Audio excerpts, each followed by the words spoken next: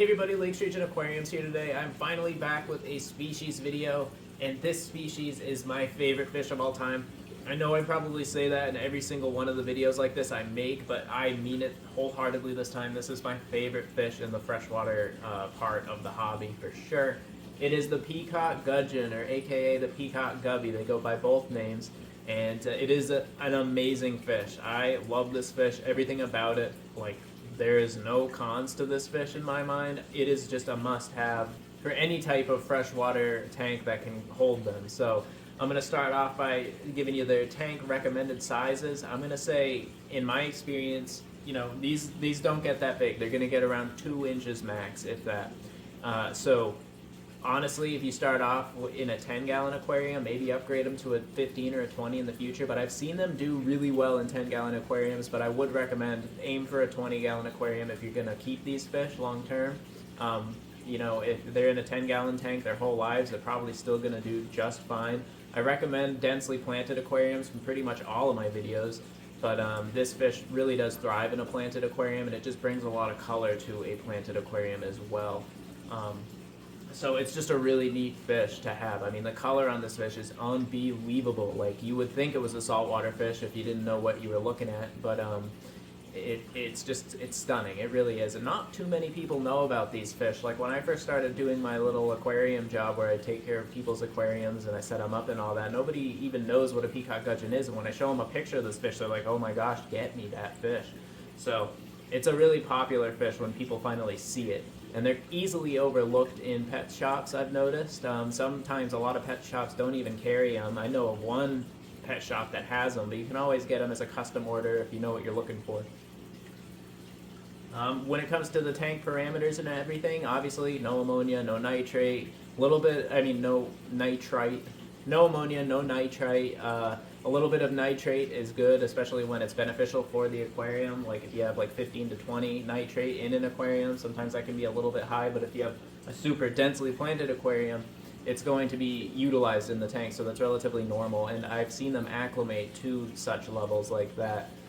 Super hardy fish. Honestly, this fish can handle anything when it comes to pH, and not really anything. Like, I see them do really well from like 7.5 is the one that mine is in. It's the pH my fish is swimming in, but I've seen them do all the way, do good all the way down to like 6.0. They've done well. I probably wouldn't play with it any more than that though. But the range is pretty wide for them, especially in the neutral pH that a lot of people aim for in their freshwater aquariums.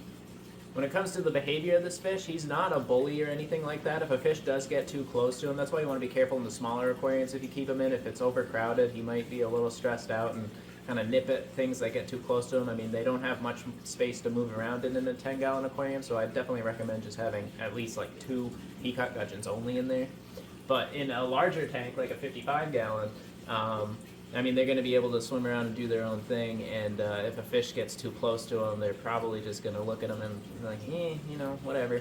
But I have seen them lunge out at fish from time to time, but usually that fish deserves it. Typically loaches are responsible for that type of behavior. But the fish can hold his own, don't you worry.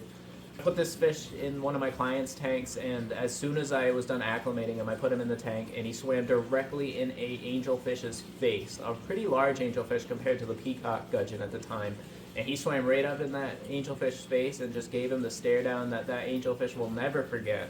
And the angelfish swam away, so I thought that was really interesting, but they coexist just fine now. The Peacock Gudgeon asserted himself as soon as he got in the tank, and I've seen that pretty much every time I've put the Peacock Gudgeon in the tank. Not a lot will bother him. Obviously, you don't want to put him in with super big cichlids and stuff like that, or like aggressive tetras, like Congo tetras or something like that. You want to kind of avoid the known fish fin nippers. So yeah, it's an easy fish. It really is. There's not a whole lot to this fish. It's not, I wouldn't say this is an expert fish by any means. Anybody can do it if you know at least the basics of cycling an aquarium and have had fish before. I mean, you can definitely get away with it. They're not picky eaters at all. You can feed them anything when it comes to regular fish food and all that, bloodworms and stuff like that. So they are not picky at all. Their price usually ranges from like $20, and in my neck of the woods, it's like $20. So that's kind of expensive for a fish, but I think the price is well worth it when you get a nice fish that's gonna live for about 6 years if you take really good care of it, and sometimes even longer. Lifespans are always something you got to take with a grain of salt because it all goes into the quality of what the care level that you put into that fish. He's hardy. Like, this fish is super hardy. When I moved Plant City and I made the god-awful mistake of doing it on a relatively cold day, in New Hampshire, I mean, we have like summer one day and then it's winter the next day, and I picked the worst day to move this tank, but I did need to move it out of my old house. The water level was like 2 inches, if that. I lost a lot of fish because the temperature dropped so quickly on my trip here. It was a very quick trip too, but the temp dropped super quick. And fishing all the fish out of this tank would be a nightmare, so I chose not to do it. And it's a mistake I gotta live with my whole life. But the Peacock Gudgeon did not care. He lived. He is still in this aquarium. Nothing is wrong with him. He lived through that. He watched a whole bunch of other fish die, but he lived through it. So they can handle fluctuations in their tank like a boss. Like, it does not affect them when something goes wrong in the tank. They're usually just going to live through it. So it's really cool that they have a nice hardiness. But yeah, it's an awesome fish. That's really all I have to say about it. It's the most beautiful fish ever. Another fun fact for you is my Peacock Gudgeon actually happens to be best friends with a giant danio that I have in my tank. A lone giant danio that I somehow raised as an egg, and he stayed with me ever since. He was just the one fish that I have successfully bred accidentally, and I didn't know what to do with him, so I just put him in Plant City to grow up, and then the Peacock Gudgeon actually swam up to him, and they became best friends, and they swim together every single day doing like that weird sparring thing that you see when fish are trying to breed. So I don't know what's going on there, but it is what it is, and it's really cool to see.